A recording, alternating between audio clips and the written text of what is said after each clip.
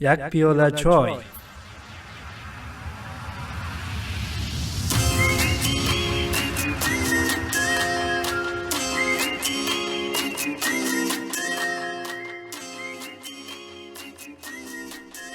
بسم الله الرحمن الرحیم.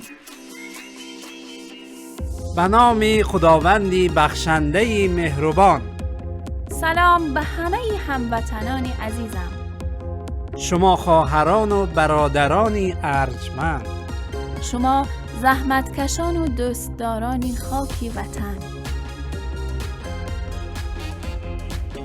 شمایی که همیشه برای سربلندی و آبادانی تاجیکستان عزیزمان سخت کوشش میکنه.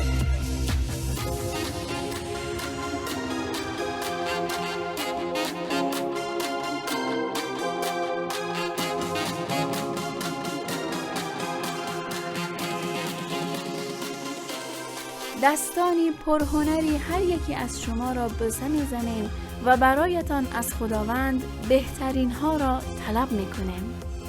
آریا سهراب هستم به همراه همکار محترم بانو مدینه حیدرزاده چند دقیقه را در کنار شما همراهان و دوستان رادیو مهر هستیم. یک پیاله چای تقدیم شما خوبان.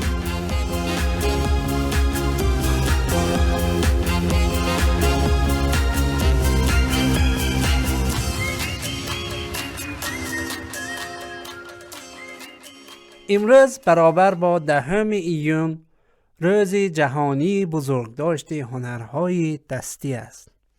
ما هم به همین مناسبت یک تشکری ویژه و یک خسته نباشید و خدا قوتی جانانه به همه هنرمندان دیار عزیزمان تاجیکستان میگوییم.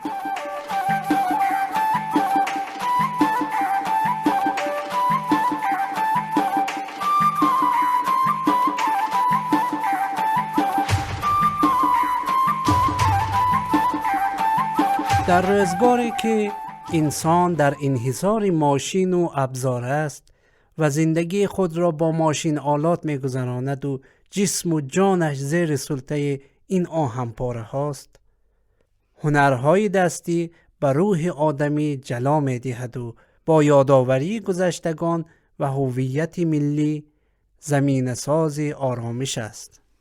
10 ایون برابر با روز هنرهای دستی فرصت برای ارج نهادن به این هنر ملی و هویت بخش است.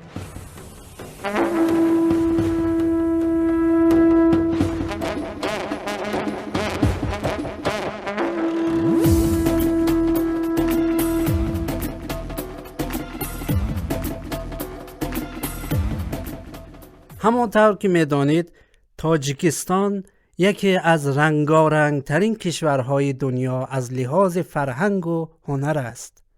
از پارچه های اطلس و زربافت و کرته های چکن و توپی و تاقی گرفته تا انواع ظرف های سفالین و کارت های دستساز و چیزهای تزئینی دیگر. در قدیم بسیار خانواده ها می توانستند از پس تولید و ساخت این آثار هنری کسب درآمد کنند و زندگی را بچرخانند.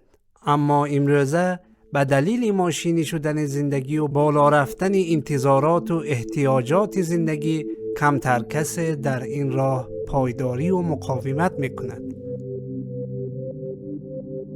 بله، اکثر مردم به دلیل اینکه زودتر و بیشتر سود کنند و درآمد داشته باشند میروند به سراغ کارهایی مثل تجارت و بیزینس یا مهاجرت کاری.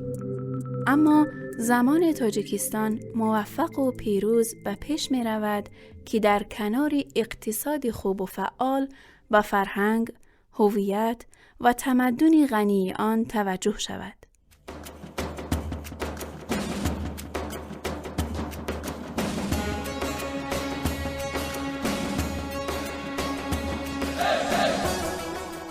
یعنی ما با استفاده از توانایی ها و ظرفیت های هنری که داریم می توانیم در برابر جهانیان حرف برای گفتن داشته باشیم.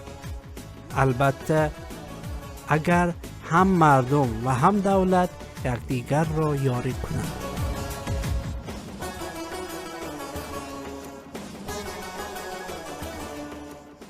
به گفته کارشناسان شاخه هنرهای دستی، این هنر ارزان قیمت ولی با ارزش افزوده و سوددهی بالاست که با تأثیر گذاشتن در گردش مالی، رونق اقتصادی و ایجاد اشتغال و کار برای جوانان نقشی مهم در بهبود معیشت افراد جامعه دارد و لازمه رونق این صنعت حمایت دولت در بخش تسهیلات و بیمه برای از بین بردن دغدغه هنرمندان این صنعت است.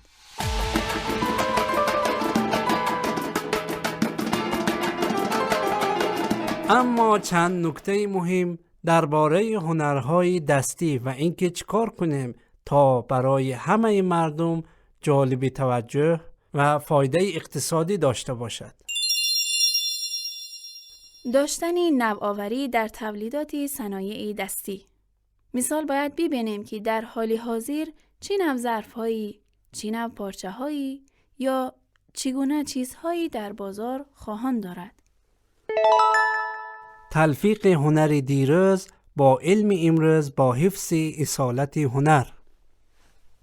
مانند طراحی و دخت لباس‌های امروزی با نقش‌ها و طرح‌های سنتی و زیبا. بسته‌بندی مناسب و جذاب. مثال ما دیدیم و شنیدیم که محصولات ما مثل کارد و کارچه، عسل‌های طبیعی و کوهی و حتی همین میوه‌های خشک را با قیمت ارزان به دیگر دولت‌ها میبرند و از آنجا در شکل و بسته‌بندی‌های جذاب باز به دیگر دولت‌ها بسیار قیمت بهاتر میفروشند. خب چی بهتر است که ما خودمان همین کاری بسته‌بندی را در داخل انجام دهیم و به دیگر دولت‌ها استحصال کنیم. کاربردی کردن آن متناسب با نیاز جامعه. یک نمونه خیلی آشنایش همین طراحی‌های لباس. بله، بعضی‌ها لباس‌های دراز و حجابی را می‌پسندند. پس باید که بتوانیم با همین اطلس و ادرس‌های زیبا و دلربا یا همان متاع‌های نخی و تابستانه لباس‌های دراز و حجابی به بازار و به دستی همه مردم برسانیم تا توجه همه اقشار مردم به این صنعت جلب شود. تشکل سازی. بله، تشکل سازی و ایجاد کمیته برای شاخه هنرهای دستی یکی از راهکارهای منطقی و اساسی برای انعکاس بهتری مطالبات هنرمندانی این بخش است. کاهش هزینه‌های تولید. یعنی بتوانیم با حداقل امکانات استفاده لازم را ببریم.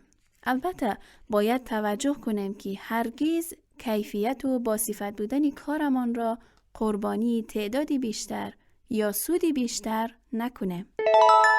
هدف گذاری مناسب و بازاریابی فروش برای تولید. مثال ما می‌دانیم که مثلا مردم فلان دولت به این نمود از هنر بسیار اهمیت می‌دهند و می‌خرند. در این شرایط ما می‌توانیم با یک تیر چند هدف را بزنیم. یعنی هم فرهنگ خودمان را به جهانیان می‌نماییم، هم در چرخه اقتصاد و صادرات کشورمان نقش داریم و هم برای جوانان کار و شغل ایجاد می شود.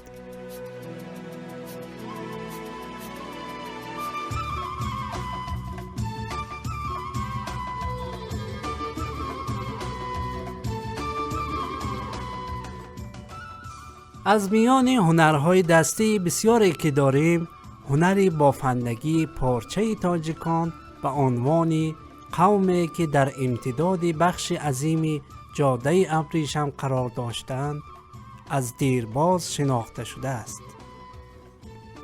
اطلس از جمله متاع و پارچه هایی است که ما تاجیکان روی تار و پود آن نقش و نگار خود را بافته ایم. بله، اطلس تاجیکی یکی از معروفترین و مشهورترین متاع و کالای ملی ماست که از دیرباز در جهاز هر عروس یا که بر تن هر دختر تاجیک در جشن‌ها و مراسم‌ها دیده ما می‌بینیم. چه خوب است که به فرهنگ زیبای ملی و دینی خود پایبند باشیم و در راه اعتلا و سربلندی تاجیکستان قدم‌هایمان را محکم و استوار برداریم. پیش به سوی تاجیکستانی آباد و آزاد.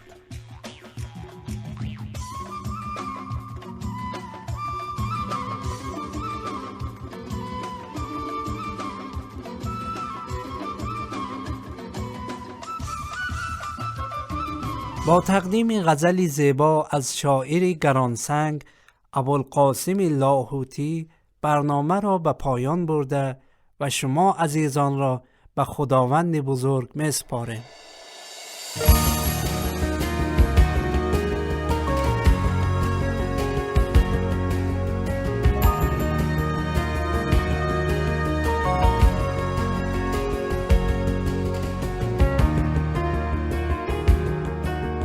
تنیده یاد تو در تار و پودم، میهن ای میهن. بود لبریز از عشقت وجودم، میهن ای میهن. تو بودم کردی از نابودی و با مهر پروردی.